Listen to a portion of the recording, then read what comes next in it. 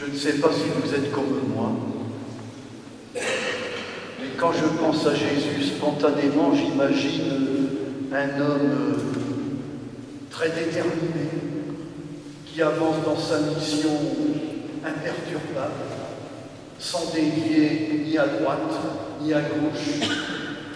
Et pour dire les choses trivialement, je dirais un homme toujours droit dans ses bottes. Mais quand on scrute un peu l'Évangile, on s'aperçoit que la figure de Jésus apparaît plus nuancée, moins tout d'une pièce. Et on s'en aperçoit en particulier lorsque Jésus, à un certain moment de son ministère, a été affronté à des choix difficiles.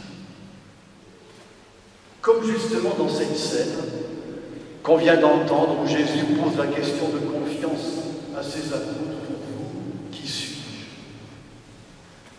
Et cette scène se situe à un moment de la vie de Jésus où il est comme à la croisée du chemin. Plusieurs directions s'offrent à lui, plusieurs routes, et la bonne direction n'est pas évidente. Jusque-là, le programme de Jésus avait été relativement simple. Après son baptême, il a constitué une équipe de 12 pour être avec lui, et il a fait le choix de sillonner la Palestine et d'aller à la rencontre de tous les gens possibles, partout, pas seulement le soir, à la synagogue le jour du sabbat, mais partout, sur les routes et sur les chemins, avec un message extrêmement simple qu'il a répété tout le temps, celui-ci: le royaume de Dieu que vous attendez est tout proche. Et pour le faire comprendre, il a souvent, quasiment toujours, associé le geste à la parole. Et ces gestes allaient en deux directions. Le geste pour redonner confiance aux gens, en libérant, en délivrant de maladies et de maux de toutes sortes ceux qui en étaient écrasés et accablés, et puis en réintégrant dans la société et en leur redonnant l'espérance à tous ceux qui étaient marginalisés, rejetés de toutes sortes. Et figurez-vous, tout de suite, ça a marché. Et Jésus a rencontré un succès populaire étonnant. Tout le monde s'est mis à courir après lui.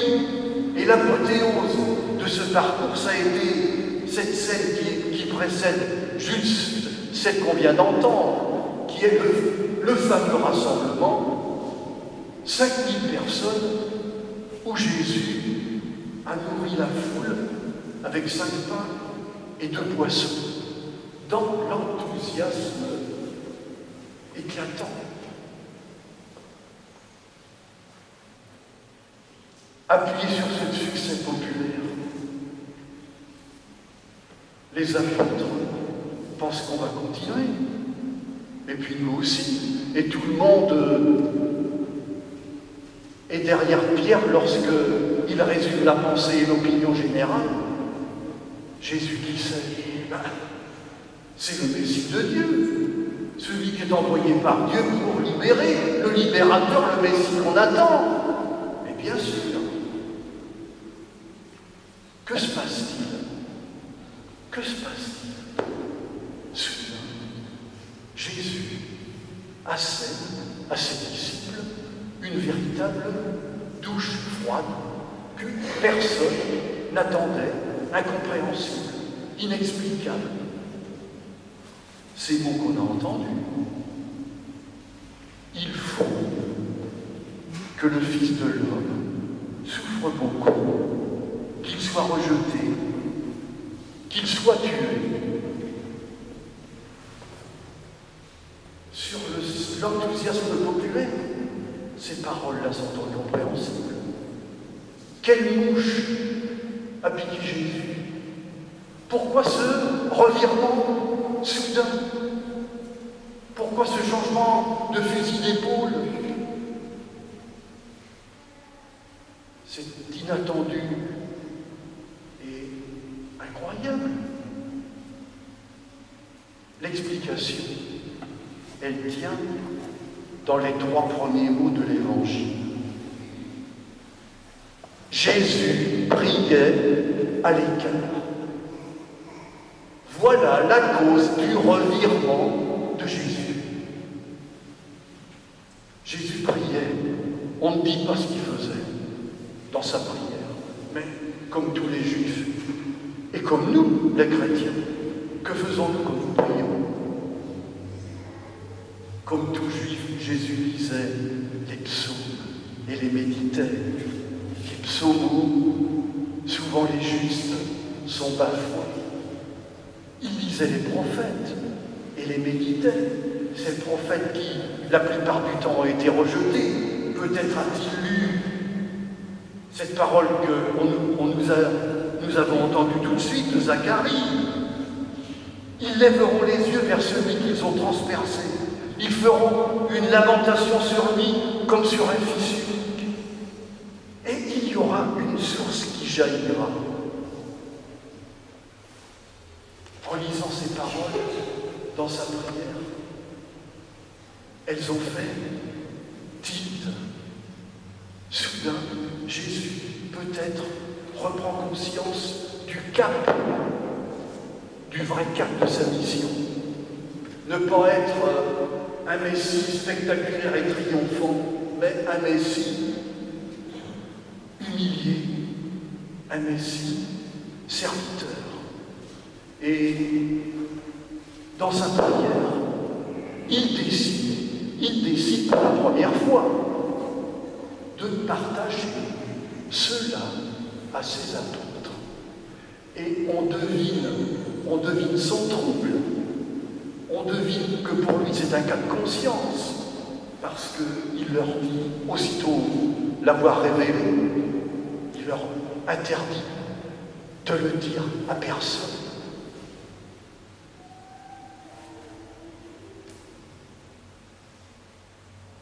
Que retenir de tout ça? Sans doute beaucoup de choses, mais au moins 2 conclusions. La première, c'est que même quand on s'appelle Jésus, les circonstances de la vie nous amènent parfois à ce que la mission pour laquelle on a été envoyé se brouille. Je ne dis pas pour Jésus qu'il l'a perdu de vue, mais qu'elle est peut-être moins consciente et lucide. Et voilà pourquoi il se ménage et il s'astreint à des moments de ressourcement qu'on appelle la prière, où il remet le cap. Et nous ne sommes pas plus fins que Jésus.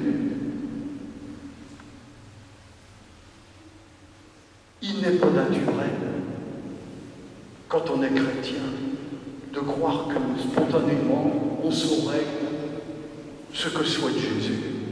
Non, pas du tout. Et voilà pourquoi nous aussi, nous avons besoin de ces moments de ressourcement où nous remettons, nous refaisons le cap.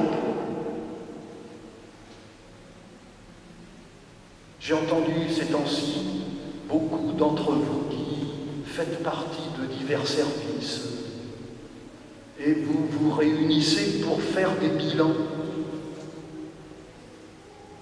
Il ne s'agit pas seulement de faire un bilan comptable, mais peut-être un moment de ressourcement pour remettre le cap, redécouvrir le cap. Cette Eucharistie que nous célébrons chaque dimanche, c'est un moment de ressourcement où nous redécouvrons que le chemin de Jésus ne mène pas, en définitive, dans le mur. Il ne mène pas dans le mur. Mais Dieu, il faut s'aider, et s'aider sans cesse, à ne pas l'oublier, à ce que ce cap ne se brouille pas en nous. Voilà pourquoi notre vie d'Église est si importante. Ne pas perdre de vue la mission des chrétiens à la suite de Jésus.